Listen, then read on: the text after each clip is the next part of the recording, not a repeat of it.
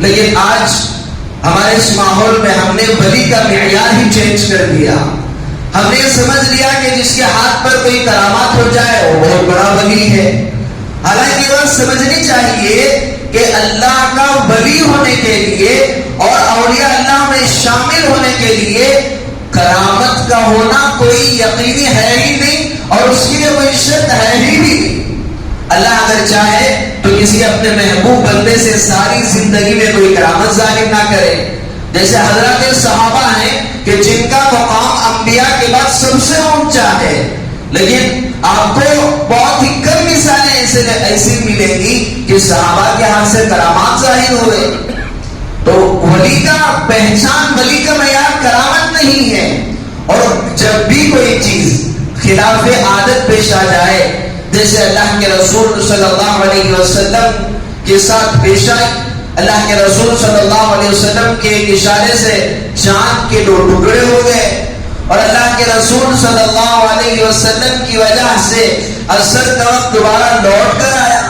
ایسے بے شمار معجزات اللہ کے رسول صلی اللہ علیہ وسلم سے ظاہر ہوئے اور پچھلے انبیاء سے بھی ظاہر ہوئے.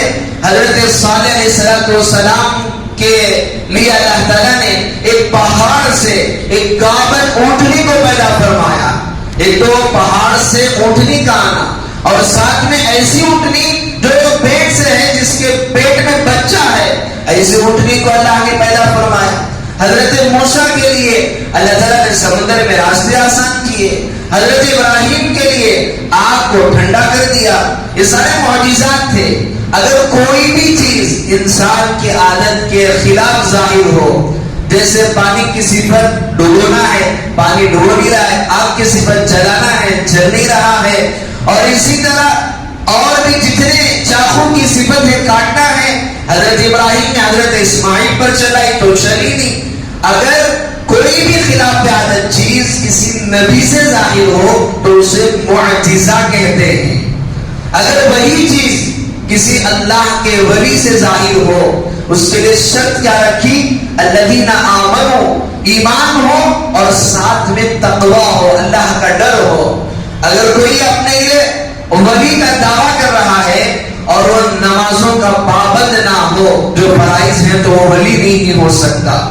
اور اگر کوئی ولی کا دعویٰ کر رہا ہے اور غیر محرموں کے ساتھ اس کا اٹھنا بیٹھنا ہے اور وہ حرام کاری میں مبتلا ہے اور سود کے لین دین میں اگر وہ ملوث ہے تو ولی ہو نہیں سکتا. تو اگر کوئی نیک بندہ جو اللہ کے احکامات پر 100% چلنے والا ہو، اس کے ہاتھ سے اگر کوئی خلاف عادت چیز پیش آئے تو اسے کرامت کہتے ہیں. اور اگر وہی چیز کسی فاسق، فاجر، کافر سے ظاہر ہو جائے جو اللہ کا بھی ماننے والا نہیں ہے اور گناہوں کا مرتکب ہے اور مسلمانوں کو نقصان پہنچانے کے در پہ رہتا ہے اور حضرات صحابہ کا دشمن ہے اور اولیاء کا دشمن ہے، تو اسے استدراج کہتے ہیں، اللہ کی طرف سے ڈھیل کہتے ہیں.